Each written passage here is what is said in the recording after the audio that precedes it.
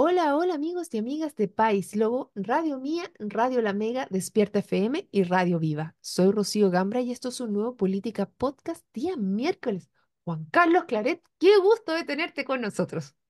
Hola Rocío, gusto en saludarte y como cada miércoles a través de estos micrófonos saludar a quienes nos escuchan no solo en Osorno, sino especialmente en la querida comuna de Río Negro y Puerto Octay.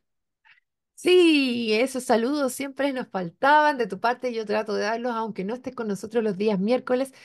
¿Te llegó el fin de año, Juan Carlos, que no te teníamos por estos lados? Me imagino como todos corriendo para allá y para acá, ¿o no?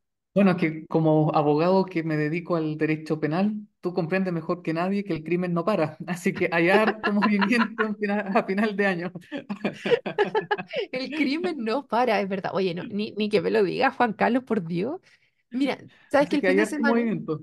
Sí, es que el fin de semana estuve comentando que había una nota en Pailo porque habíamos recibido denuncias de vecinos del sector Las Quemas donde habían una ola de robos. Y sabes que Carabineros se comunicó con ellos, nos comentaron el día de ayer que se comunicó con ellos y les dijeron, ¿sabes lo que me tiene más preocupada, Juan Carlos? Que no había registro, no había ninguna denuncia de estos temas. Y teníamos casos tan graves como que a una vecina la tuvieron maniatada y se tuvo que soltar, o sea, entraron cuando estaba ella en la casa, porque en un principio entraban y no había nadie. Ya, entonces ya, bueno, esto es como lo lógico. Ah, y lo que es terrible, porque nos acostumbramos y normalizamos algo que no es normal. Ya. Pero aquí hay una señora, una adulta mayor que estuvo maniatada, Juan Carlos, y se tuvo que soltar y resulta que no había ningún registro de nadie que estuviera investigando el tema. Y Pero a ver, para precisar, ¿hubo o no hubo denuncia? Porque una cosa es que la autoridad no sepa porque nadie le comentó, otra cosa es que le hayan comentado y que no haya pasado nada. ya, es que ahí yo me pierdo, Juan Carlos, porque yo hablé con los vecinos y me dijeron que en todos los hechos habían llamado a carabineros. Por lo menos en dos, con dos vecinos que hablé, me dijeron que llamaron a carabineros y llegó. Y lo mismo me pasó la duda con otra vecina debo decir, salía a socorrer a la 1:30 de la mañana porque la habían asaltado y llegó a carabineros también. Yo los vi, que llegaron ahí. Y después hicimos las averiguaciones y tampoco había como mayores registros. Entonces yo me pierdo si es que hay una diferencia entre constancia, denuncia, cuáles son los datos que se toman para saber cómo está el crimen acá, del crimen que no para, dice Juan Carlos, en nuestra comuna, porque me pasa esto que en el chat de los vecinos, que el día de esta misma semana, hace unos días atrás, uno lo pillaron que estaba saltando la reja, otro que rompieron una ventana y trataron de entrar cuando habían vecinos adentro y dicen, llamen a carabineros que tiene que quedar que tiene que quedar registro de todo esto.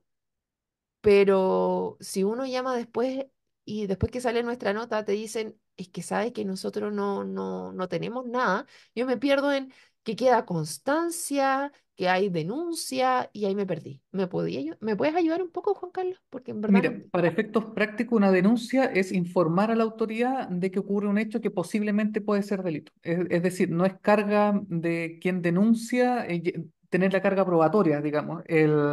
Ahora, una denuncia puede ser por parte de la víctima, por un tercero que tuvo conocimiento de la víctima, pero también del funcionario público, en este caso Carabineros, que más allá de que si fue constancia o le avisaron después con posterioridad a los hechos, si el carabinero sabía que, oye, ayer hubo un problema en las quemas porque maniataron a esta mujer, eso significa que hay un hecho que podría revestir caracteres de delito y por lo tanto el funcionario público, en este caso carabinero, tiene 24 horas para informar. En ese sentido, ¿Informar a sea quién, cual Juan sea. Carlos? ¿Mm? Al ¿Informar a Ministerio quién? Público, todas las denuncias, sea que ingresen por Policía de Investigaciones, Carabineros, que lleguen por Gendarmería, incluso ante el mismo juzgado en lo penal, lo cierto es que tiene que llegar al Ministerio Público. Todo llega al Ministerio Público y de hecho en Osorno hay una unidad que se llama SITFI, que la lleva la fiscal Leila Chain, que lo que se encargan es precisamente, en virtud de todos estos antecedentes, de estas denuncias que van llegando, poder, mediante sistemas computacionales, anticipar, es decir, tenemos focos en o estos patrones son los que se están siguiendo, por lo tanto, presumiblemente, en un tiempo más, este va a ser el delito o este va a ser el lugar donde estas personas van a delinquir, porque este es el patrón que vienen siguiendo, que es parecido también a lo que hace, tal vez quienes nos escuchan lo conocen, el fiscal Rodrigo Yarzún, que está radicado ahora en Puerto Montt, que se encarga precisamente de anticipar la eventualidad de delitos. Por lo tanto, cuando la autoridad policial dice de que no estaba en conocimiento, me huele más a negligencia, con lo que me has puesto en conocimiento hoy día, me huele más a negligencia, desidia, más que a una realidad propiamente tal. Ahora, uno podría entrar o podría discutir si es que el SITFI que lleva adelante la fiscal Leila Chain ha hecho bien la pega o no, pero de que los datos no estén, eso para mí es poco creíble. Es que eso es muy extraño y lo voy a poner como extraño porque no logro explicarme cómo si se supone que Carabineros llegó al lugar, no están estos registros, no han podido identificar un patrón común y no es uno o dos. Son seis, Juan Carlos, seis, que los mismos vecinos están organizándose ya justamente para evitar que les vuelva a pasar y tratando de ellos saber quién es y después que te llamen y te digan, ¿saben qué? No teníamos registro de esto y por eso no se ha investigado. Entonces yo digo, o sea, sorry, pero si a un sector acomodado no le está pasando esto, ¿qué pasa con un sector menos acomodado? Entonces es como, ¿qué pasa, cachai? No tenemos idea de lo que está pasando nosotros, entonces eso me molesta, yo empatizo con el vecino que nos llamó ayer de las quemas y también lo he conversado con otras personas y me dicen, esto es súper común. Y el problema aquí es que estamos normalizando algo que no debiéramos normalizar. Yo recuerdo que cuando fui a visitar a una junta de vecinos para el Día de la Madre que estaban celebrando, estoy hablando de mayo, ahí las vecinas ya me empezaron a decir, nosotros tenemos problemas con la delincuencia y sabemos quiénes son, que son ciertos vecinos que de repente tienen algunos problemas de drogadicción, que se meten en las casas y les roban, por ejemplo, las herramientas. Entonces tú dices, bueno, aquí tenemos un nivel de indefensión, de que nadie investiga, que los mismos vecinos saben quiénes son y nadie hace nada. Entonces, ¿No? sí, Y le meto más pelo a la sopa. ya, pues. Tampoco tenemos suficientes fiscales. Entonces, ¿qué es lo que hace un fiscal? El fiscal dice, perfecto, tengo 5.000 causas a mi haber, tengo que priorizar. O persigo el hurto, persigo el robo, persigo el homicidio y la violación.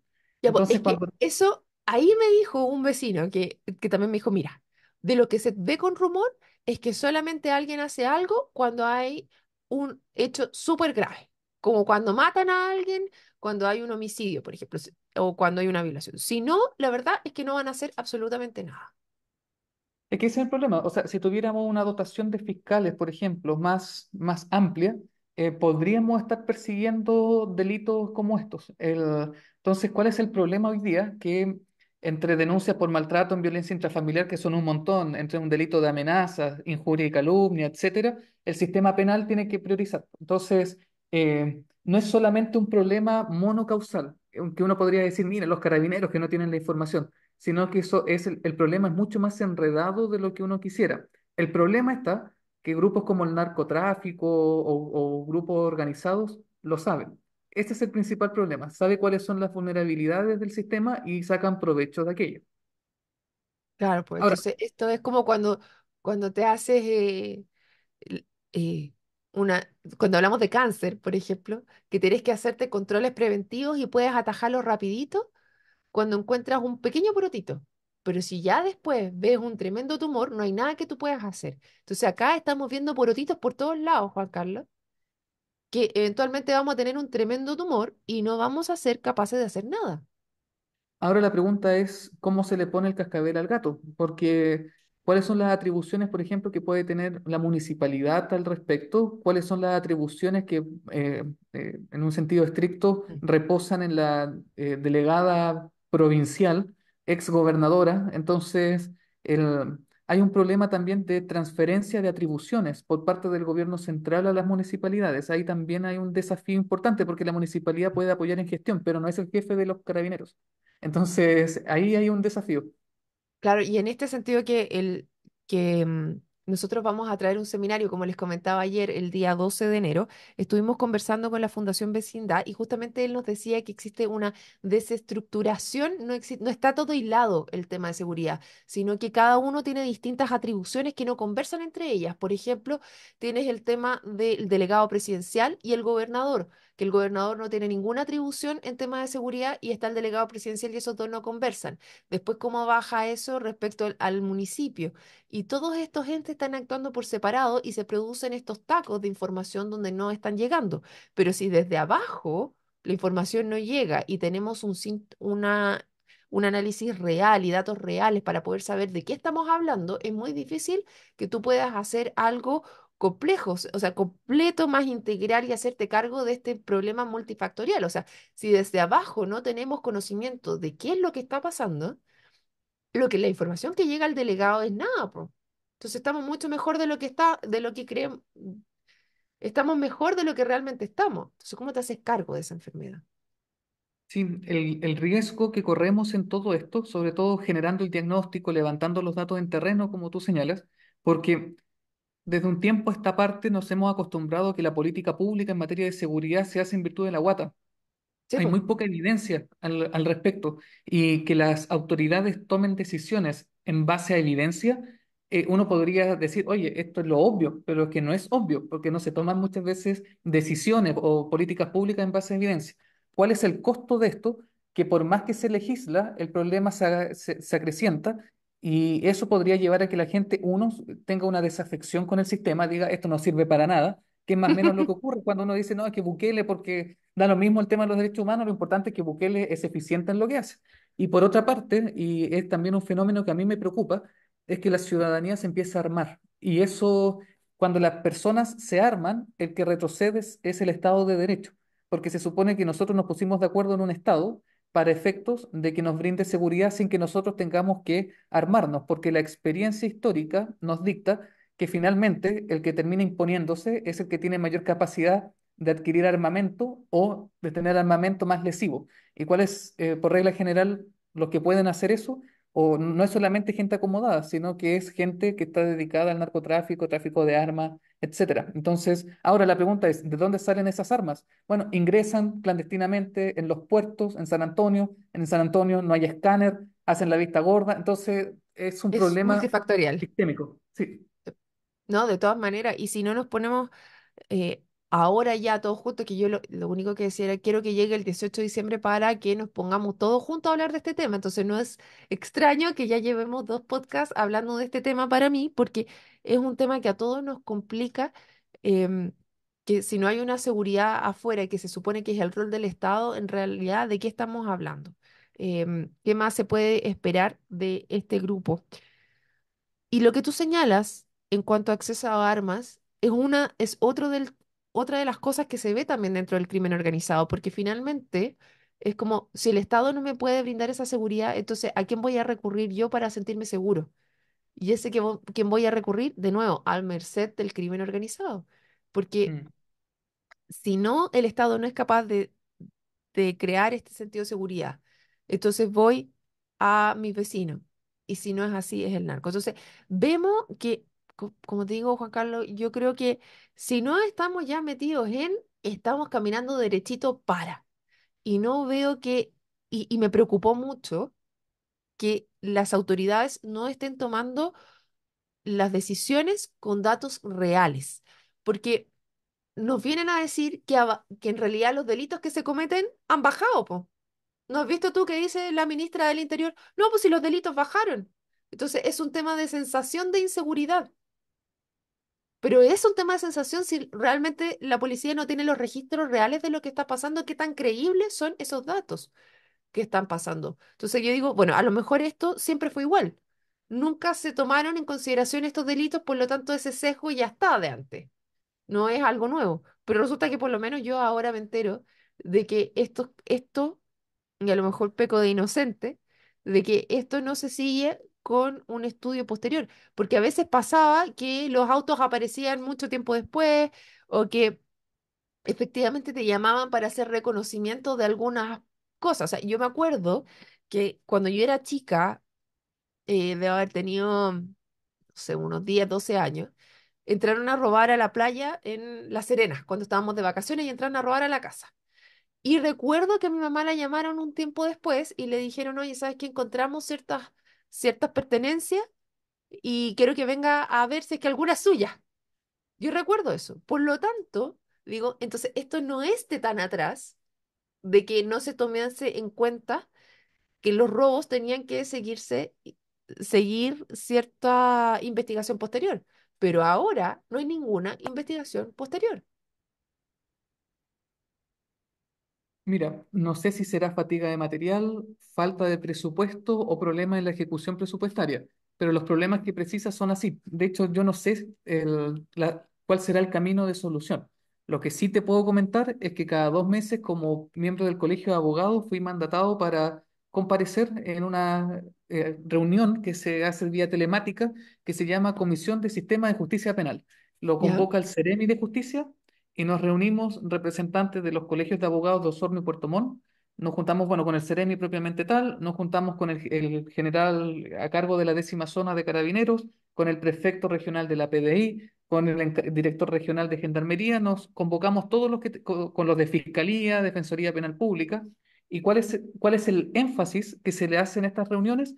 El énfasis no pasa por cómo se protege a la víctima, sino cómo se atiende al victimario. Las reuniones versan sobre, bueno, qué pasa, por ejemplo, con la población penitenciaria, cuáles son los desafíos que tenemos los abogados al momento de acercarnos y pedir audiencia, no sé, con un interno que está en Alto Bonito, en Puerto Montt. Esos son los énfasis, por ejemplo, de todo este año. Entonces, mi pregunta es, bueno, ¿no será que el sistema, más allá de los problemas de ejecución, de presupuesto o de capacitación del personal, pasa también por una decisión política? De decir, oye, nuestro énfasis no está tanto en la seguridad de las víctimas y de las que posiblemente van a ser víctimas, sino también de cómo cuidamos la atención de la población penitenciaria, lo cual como abogado me parece legítimo, pero no puede ser solamente esa la preocupación. Pucha, me, me, me produce cierta frustración lo que me estás diciendo, Juan Carlos. A ver, yo tenía aquí mismo en este estudio conversando a la Ceremi y me decía que ahora en temas de seguridad, la Ceremi de ¿A cuál será gobierno, mí? Ceremi de gobierno, Danitz Ya. Ortiz, y me decía que ahora eh, para ellos es una preocupación muy importante y que están haciéndose cargo del tema de seguridad y me contaba que vienen muchos vehículos policiales. Ya, pero resulta que el vehículo pasa por el lado. Mira, te voy a contar una cosa que me pasó que, que es bien graciosa. Un día yo salí y dejé a mis hijos en el auto, que se iban con el papá al colegio, y salí en Ya, pijama, po, y me quedé afuera de la casa. Pues se me cerró la puerta y se cerró de tal manera que no tenía cómo abrirla. Y había una ventanita al lado, chiquitita, que se veía desde la calle. Y yo en pijama tuve que escalar por la ventana y subirme. ¿Y sabes qué? En ese minuto pasó un carro policía. No te estoy inventando la historia porque fue verdad. Yo dije, chuta, qué plancha, me estoy metiendo por la ventana, me va a ver el carro policía y me va a detener o me va a preguntar por lo menos qué pasó. Y yo aquí con mis mejores pintas salir a dejar a los niños en la mañana. ¿Y sabes qué pasó, Juan Carlos? Adivina qué pasó. ¿qué pasó? Nada, pues pasaron los carabineros, no cacharon que se había metiendo a alguien por la ventana y no tuve que pasar la plancha. Pero me dio rabia porque yo hubiera esperado pasar esa plancha de decir, oye, están los carros de policía pasando, tipo 8 de la mañana, entonces es raro de que alguien se esté metiendo por la ventana, eran 7:30 de la mañana, de que alguien se esté metiendo por una ventana, o sea, yo voy a parar y ver qué es lo que está pasando. Entonces fue como, pucha, hay más carros de policía, están haciendo más patrullaje, me dijeron que a lo mejor ahí iban rápido porque a esa hora en verdad hacen el cambio de guardia, entonces no están pescando, pero el tema fue de que había un carro de policía. A ver, yo creo que no quiero desmerecer a Carabineros y la labor que hacen, probablemente están superados y todo, pero es este sentido de, esta sensación de indefensión y de que porque hayan más carros de policía no significa que estemos más seguros, porque no cacharon que había alguien metiéndose por la ventana, ¿cachai? Entonces es como, ok, tenemos más carros de policía, pero ¿realmente eso nos hace estar más seguros? ¡Ah! ¡Qué rabia! No sé, es como un multisistémico, multifactorial, requiere de Sí, todos nosotros, pero por lo menos sepamos qué es lo que hay y lo que no hay, creo yo, pues Juan Carlos. Y ahí es mira, a donde mí, me produce la frustración. sí, yo en eso, digamos que en las condiciones actuales, hoy día el mandato lo tiene el gobierno, porque el Ejecutivo es el que tiene el control de la seguridad interna de la nación. Y lo cierto es Correcto. que a mí me cuesta creerle a Toá o a Monsalve que tienen compromisos con la seguridad. Yo no sé si ustedes se acuerdan, pero el año 2010, antes del Bicentenario, Marcelo Monsalve, el subsecretario, hizo una huelga de hambre por Héctor Yaitul. Yo no sé si ustedes se acuerdan de No, esos ¿en episodios. serio? Entonces, yo no sé si ustedes se acuerdan, pero la TOA fue la primera que catalogó de asesino a este carabinero que disparó en defensa propia a este malabarista que tenía estos cuchillos. Que después El, salió, que era que inocente después porque salió efectivamente sobreseído, tenían claro. filo. Exacto. Entonces, a mí, de verdad, no es que tengan mala onda con el gobierno, no, Boric no me representa para nada, pero uno trata de contribuir, pero cuando hablamos de materia de seguridad, yo simplemente que existe voluntad o determinación para poner el cascabel al gato, yo simplemente no les creo, no les creo por el historial. Bueno, es una lata, es penca. Yo el lunes partía con Alicia y le decía, bueno, me gustó el discurso del presidente Boric post plebiscito, que era una de las cosas que queríamos hablar, nos quedan solo 4 minutos, Juan Carlos, pero Impresionante. impresionante, siempre el tiempo vuela y le decía, pucha, quiero creerle, pues me gustan sus palabras de más humildad, menos arrogancia, de construyamos juntos, nos necesitamos todo. Y con lo que me cuentas acá es como, ah, me siento Pero, como, o sea, como la paleada, ¿cachai? cómo va a creer que hay un cambio de actitud? O sea, el cambio de actitud también tiene que pasar por la oposición. Yo creo que es el principal responsable y Totalmente. el principal perdedor. Pero, qué es lo que me preocupa a mí? Al mismo tiempo que el presidente Boric llama a decir, ya pongámonos en modo urgencia. ¿Qué es lo urgente? Seguridad. Pongámonos en modo seguridad. Al día siguiente, el Partido Liberal, ¿cuál es su principal urgencia? La inscripción voluntaria para sufragar. O sea, el Partido Liberal yo lo quedo mirando y digo, ¿en serio? O sea, tu principal proyecto de ley al día después del plebiscito, más que algo de seguridad, es precisamente que la inscripción en el CERVEL sea voluntaria. O sea, esa es ¿En tu serio? prioridad, esa es la agenda a la que el presidente Boric nos estaba, digamos, convocando a todos. Yo digo, no, ahí está mal pelado chancho. Si no es solamente Boric, digamos, sino que la coalición que dirige no le hace caso. No, no, no había visto esa noticia, Juan Carlos, me desayuno con ella y digo, por Dios, ¿dónde están las prioridades? Siendo que se supone que el tema de la votación obligatoria era uno de los grandes logros que yo creo que hemos tenido dentro de estos 4 años, ¿ah? Pero bueno, en fin, Tal cual. eh, es como bien ridículo. Y lo otro, cómo efectivamente enfocamos el tema de seguridad es algo que estamos pidiendo a gritos muchos que por favor se hagan cargo de esto. O sea, yo antes ya lo conversaba porque no puede ser que el día incluso del plebiscito la gente se le haya tomado seguridad porque le dispararon a un carabinero de civil, en la noche balearon a 2 carabineros más, tuvimos el día sábado el tiroteo en el mall de la Florida, no, no de Florida, de Ñuñoa. Entonces como, bueno, ¿qué estamos esperando? ¿Qué estamos esperando para que salgan con fuerza? Y claramente el tema de seguridad, como tú señalas, el foco en el cual se toma este tema es totalmente distinto a lo que se necesita actualmente. Y ahí es donde yo digo, bueno, la democracia no está a la altura y me da rabia porque yo no creo que lleguemos a un Bukele tampoco, Juan Carlos. Entonces esperaría que la democracia fuera capaz de resolver estos problemas. O sea, está la condición de su sobrevivencia ahí en juego. Ahora el tema está, Juan Carlos, yo soy muy poco amiga de las acusaciones constitucionales en general, porque creo que son más show mediático que otra cosa. Pero, ¿sabes qué? A estas alturas creo que una interpelación a la ministra Toá no sería tan descabellado. Por lo menos una interpretación y que venga a decir cuál es la estrategia y el plan de aquí para adelante. Bueno, No. para eso están los diputados, porque la interpelación es una atribución de los diputados, no del Senado. Mm. Entonces, los diputados los que tendrían que, y ahí hay que hacer un emplazamiento a los diputados de acá, que personalmente poco los he visto. Es más, los veo Yo lo preocupados vi, del... yo vi a al diputado Lilayú detrás, en el punto de prensa de la acusación constitucional contra el ministro Montes. Ahí estaba. Ahora me gustaría una interpelación a la ministra Toá, sobre todo después del show patético. Así que, ¿tú dices por cómo trató a la concejal Sí, o por otro? po. Ya.